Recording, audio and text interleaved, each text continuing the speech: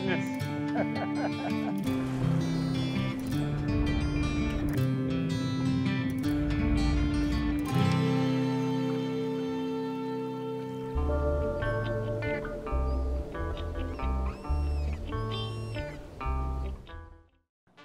This week was an adventure, taking the Triton to the Bahamas, something we've done in the past. A trip like this requires a lot of preparation. A week in advance, we're looking at the weather. You're looking at wind forecasts, weather buoys, and you're really trying to determine, can I make this crossing?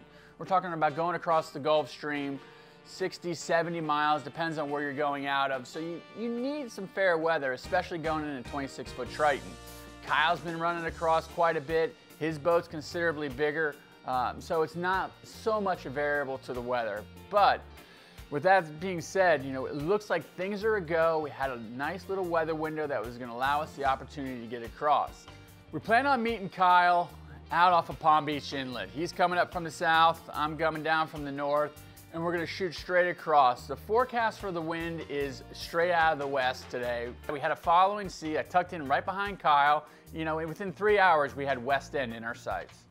Pulling into West End, and you see why you're coming to this area. The water, you can't describe the color of the water. It's almost a purple in the deep water, and then this beautiful green on the shoals of the Bahama Bank. The water is crystal clear.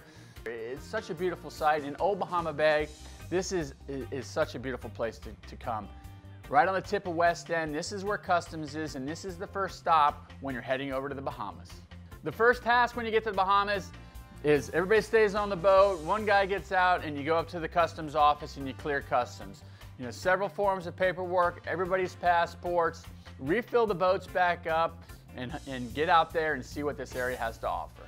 We got things set up. We were staying in a rental on Old Bahama Bay property. Beautiful location. Some of these homes in here, they have condos, just some beautiful home sites, and just a perfect place to be the base for the next couple days. Our plan was the day before our fishing, we're going to get out and look for bait. This area does have some live bait. It can be tricky to get to some of these locations, but I tell you what, that Triton floats shallow, which is great. We went and searched for some bait, and I tell you, we found a pile of it. We got up first thing the next morning, and our plan was to run to New Providence Channel. This is a 25-mile run from West End, and this is where the tuna grounds are, so it requires that kind of run. All right, first thing this morning, Kyle Shea. We just ran out of Old Bahama Bay there in West End. So what's our plan today, Kyle? Well, we're gonna go southeast to the Fingers area, and we got a radar boat, and we're gonna try to find some tuna fish. Just, what do you say, so just flock to birds to flock of birds? Yeah, we just go flock to flock. We'll throw some chunks out, try to do some live chumming, and, you know, hopefully we can get on them. Sweet, so we're sitting here late spring. Is this the time that you want to be here and doing this? Yeah, I like earlier in the season, but right now it's, you know, a little past the moon, so last week was hit and miss. Hopefully we're gonna get them good today. It's a good time of year for them. All right, so, you know, we shot across from, I went out of Lake Worth Inlet. We got marks. Yeah, we got some marks, yeah. Went out of Lake Worth. It was about a 65-mile run. It was a little bumpy on the way over yesterday, but it's kind of laid off nice today. Marks already marks here. On the screen, 100 feet. We got tuna down below us, so we're gonna get at it. You gotta get at it. Kyle was gracious enough to bring his boat along as the camera boat, and he had one key piece of equipment that is pretty much required for this type of fishing, which is radar. It's hard to go out there and do this without radar. The radar is used to spot these packs of birds that are feeding over the tops of these schools of tuna. With this radar, we can spot these packs of birds 6, 7 miles away. So your eye can only see maybe a quarter mile and pick these birds up. So this is really a key piece of equipment that's needed to find these schools of tuna. They're right here, they're all around us. Yeah, they're eating the liveys. Big shark right there. Big shark. Too big shark. Damn, that's gonna hurt.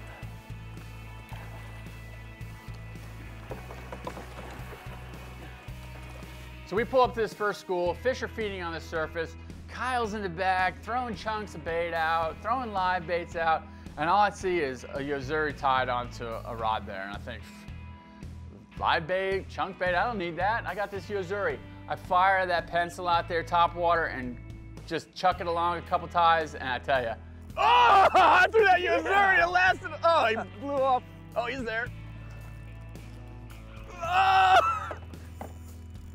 I threw that that Uzuri out there and he hammered it first. Oh, there's a shark. Oh, on again. So I have this tuna on, and one thing you have to understand in the Bahamas is paying the tax man. And what we mean by that is sharks. But my first fish of the day, I'm sitting there fighting this thing, I'm getting him close to the boat, and the next thing you know, a shark is on that tuna. Real-time Florida Sportsman is brought to you by Eagle Claw TROKAR, the sharpest fish hooks in the world.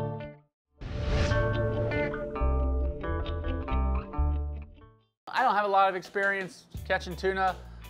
Anytime that you can see a fish feeding on the surface, it's like sight casting. That opportunity doesn't present itself all the time, but when it does, I don't care how experienced you are, how often you fish, it gets the nerves going, and you can't grab that rod fast enough and fire a bait out there quick enough, I tell you. Oh, Yeah! God! Jumped out of the water after it.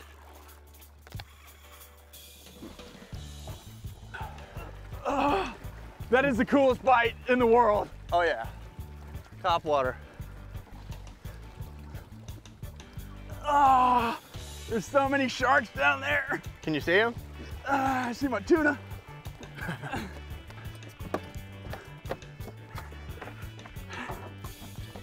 Oh yeah, I'm gonna just tail him. Just get him. Whatever you gotta do to get him. Get the first one in the boat. Oh.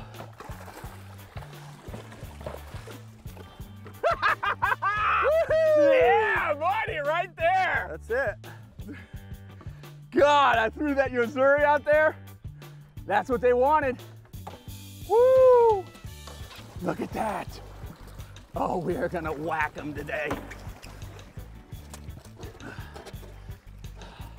Look at that, on the top water. Oh, which is the coolest part of it. That bite was so sick.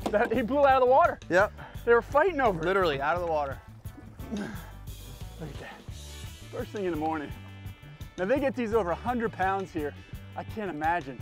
I got sharked right off the bat. Tunas are one bad fish. They're streamlined, built for speed, and it's a neat fish. You find them on the surface, you find them 500 feet down, you find them in Florida, you know, all the way up the coast. It's one of those fish that, you know, whether it's 5 pounds or 800 pounds, their fight is relentless.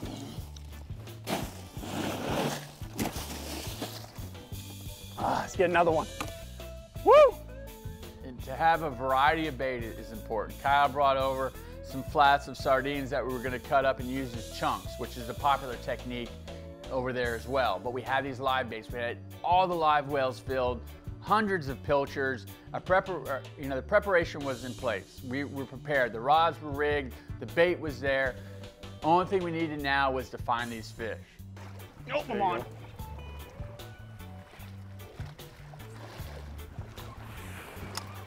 I'm on. Found another pack of birds and started chunking bait. Got bit again. Running and gunning, man. Pack of birds to pack of birds. One to the next, hoping for the pot of gold. Man, these things will wear you out. Yeah, let's get you on some big ones.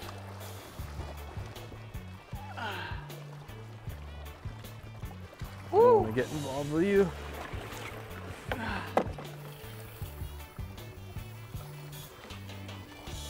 Yeah, buddy. You just woke up a little bit. The black? Don't know yet. Yeah, it looks like a black from here.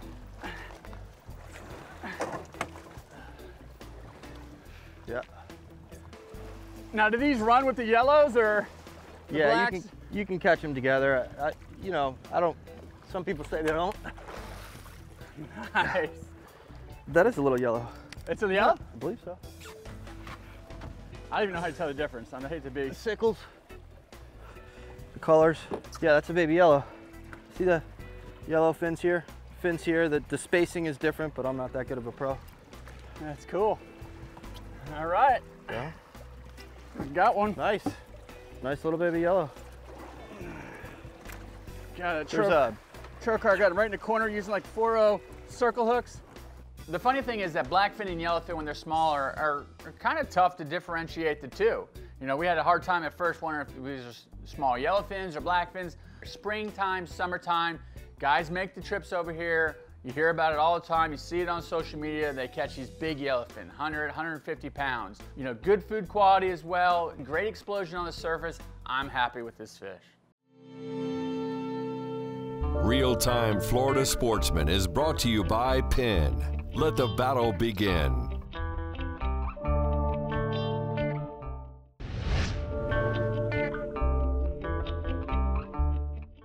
So we found the next school of fish. They were actively feeding, looked like a lot of fish, marking them on that ray marine. And that's another thing too that Kyle says. You want to pull up to these schools, you want to be able to mark them. And it's incredible. You pull up 200 feet, 250, 300 feet down, you see these marks on the ray marine and you know that's the tuna. Tuna cannot regulate their body temperature, so what they'll do is once they feed on the surface for a while, they'll drop down to deeper water, cooler water, stay down there for a little bit, and the idea with this chunking and this live bait is actually to bring them up out of that cooler water, have them start feeding on the surface. There he is! There he is! Got him on! Got him on! Oh, he's off again! Another one ate it! Woohoo! God! They're busting up back there. Oh! You got one? Yeah, they're busting up back there. I might have it. Dude, that was a good boil right there. Look at those blow-ups! Oh my God! Get a live bait out. They're blowing up right. Oh, you got one. I got one. Yeah, baby. That was the coolest bite. I missed it. Some big blow-ups right back there behind you.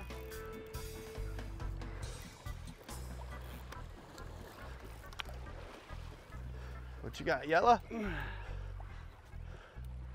it look like? Black. Black? Looks like it. Regardless of what it is, It's a tuna fish. it's a tuna. Can you Nice black. Yeah, good black. On that Missouri, man. I'll take that all day long. Oh yeah, a little shower. That's it. God, it's so much fun on that Beautiful. plug. This action happens so fast that you spend hours looking for these guys, and when you get in them, you better be ready. That's it. That is the coolest take. Little blackfin, not a little one, a big blackfin.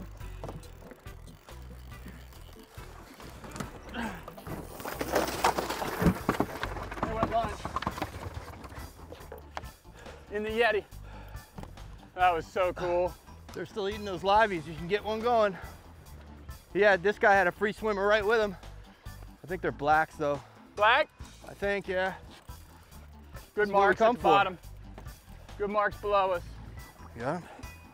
I want him to spank you in the face, boss. Right in the corner. God. Beautiful. We're fired up, fired up. Nice work, baby. Give me some. Yes. Yeah. Throw him down in there.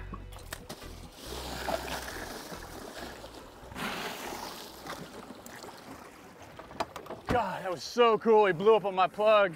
I missed it. I can't wait to see it. Oh. That plug seems like it's That Missouri, man, is just the visuals on it. that's what they want. Yeah. Fighting them on spinning rods, it's why I came here. This is what I'm hoping for. We get both fish in and they're both good size, quality blackfin. So we had a full day of running from school to school. We had some good success. Never found the yellowfin that we wanted, but had plenty of action, some great action on this blackfin. The day was getting long. We had a significant ride back. We decided to make our way back to Old Bahama Bay. We got back to the house, cleaned the fish up, cleaned the boats up, had a great dinner and a couple adult beverages and kind of reminisced of the day. West End is not a touristy destination. The cruise ships come into La Calle and Freeport, so it's more touristy. It's kind of what you would think, you know, with little trinket shops and other things for tourists. But West End is more of a slow pace, kind of like a fisherman's diver's destination. It's a place where most small boats come from Florida.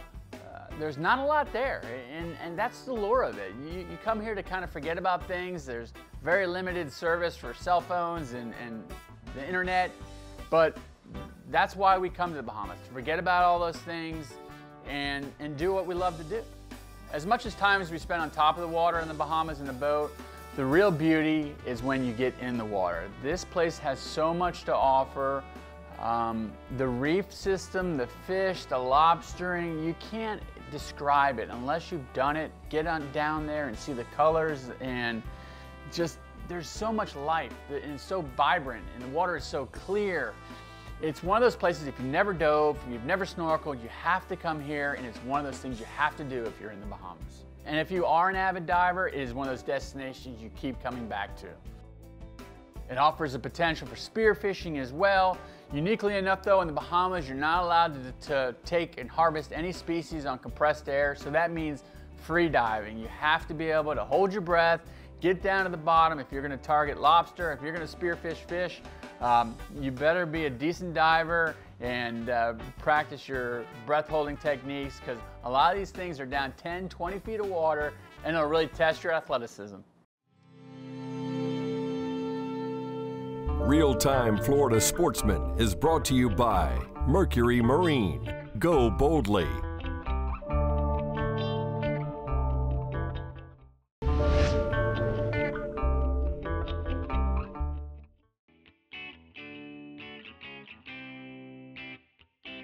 Talk to any dermatologist and they'll tell you that sunscreen is just not enough.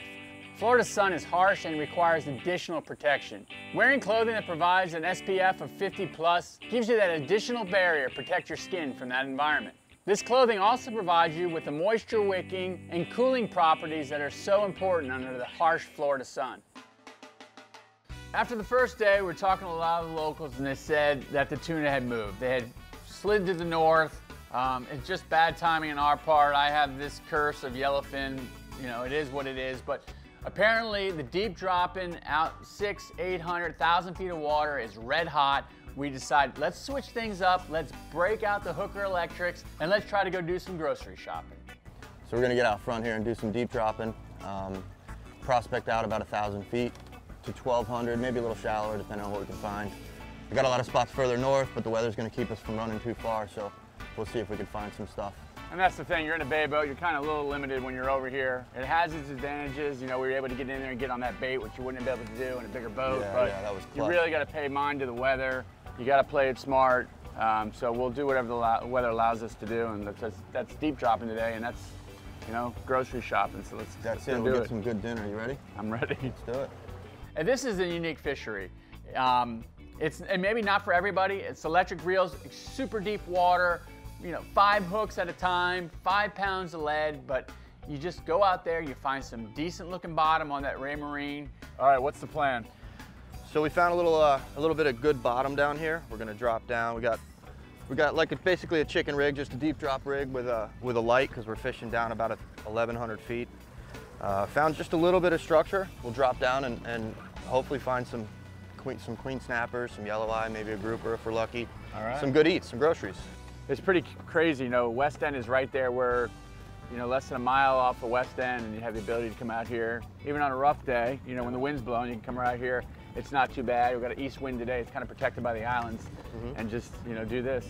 Yep, even with in a a bay beautiful boat. sunrise like that. Nobody really thinks of deep dropping in a bay boat, but we got that hooker electric working at 80. That's it. Just, Makes it easy. You yeah. can't really hand crank with 8 pounds of lead, you know? You can do it 3 or 4 times and then you're cooked. So, Yeah. you know, electric really helps in that situation.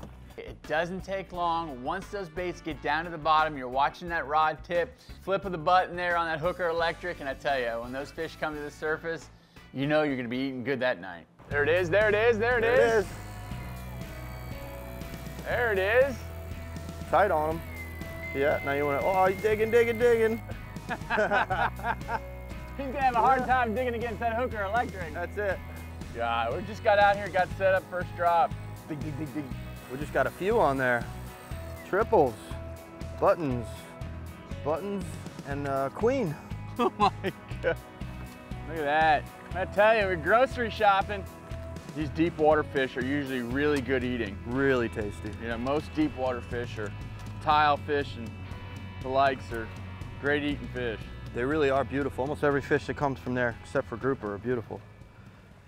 When you're in the Bahamas on a boat, one thing that you're constantly looking at is the weather, and it changed on us. The forecast went from, you know, a decent breeze to blowing 15 to 20 out of the east. So it required us to change our plans around a bit. We had to shorten our trip, but that's it. You don't want to get stuck over there on a boat and not be able to get home. So we plan to fuel the Triton back up, the camera boat back up, load up all the gear, and get us home before that wind started to blow.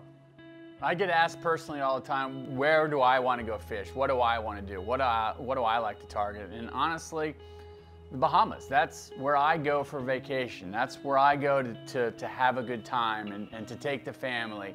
It's just one of those destinations that's close enough, it's obtainable, it's doable in a smaller boat, and it's enough of a change. The fishing is a little different, the bottom is different, the scenery is different, the people are different, and it's one of those places you can go, relax, have a great time, forget about your troubles, forget about all the work and all your worries. It's far enough away to avoid the crowds, but close enough to reach by a smaller boat. If you're looking for an escape from your fast-paced lifestyle with a place that offers world-class fishing and diving, Old Bahama Bay and West End on Grand Bahamas is your place to be. Something, you know? Take an adventure, all right? Yeah, ready? This week was an adventure. Don't have a lot of, this week is a, talk about me. Boom, I come tight as well also. I look up and I come tight as well also. I come tight as well also. 290 miles in a bay boat.